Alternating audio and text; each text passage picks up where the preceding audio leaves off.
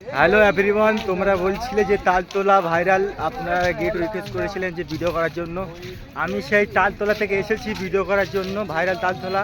কিন্তু বর্তমানে দেখা যাচ্ছে তালতলা এসে যে গাছে একটাও তাল নেই, এমনকি তাল গাছের গোড়ায় মেয়েদের চাপাচাপি এতটাই যে ভিডিও করা যাচ্ছে না।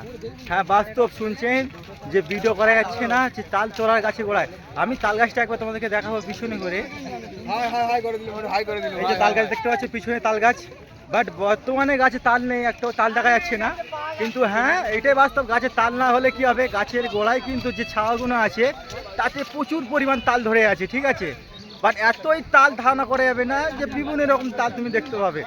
হ্যাঁ, তবে আমি একটা রিকোয়েস্ট করবো, আসুন তালতলায়, যে তাল যদি না পান কিন্তু তালের মজা আপনারা পাবেন। আমি রিকোয়েস্ট করছি, তাল যদি না পান তালের মজা তোমরা পাবেন।